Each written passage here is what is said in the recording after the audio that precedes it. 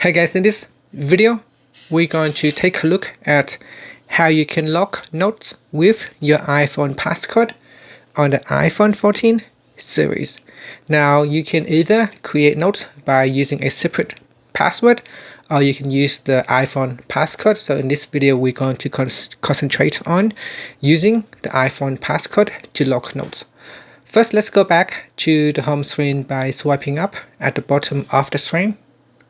And on the home screen, tap on Settings. In Settings, go down and tap on Notes. Next, in here, go down and tap on Password. Then tap on Use iPhone Passcode and select Lock Notes not viewable on some devices. So you need to have at least iOS 16 or iPad OS 16 and Mac OS 13 and later. Now tap on the Continue button, and here said choose a password method, and then you can choose use device passcode, and that's it. If you want to use a custom password, then you tap on select custom password,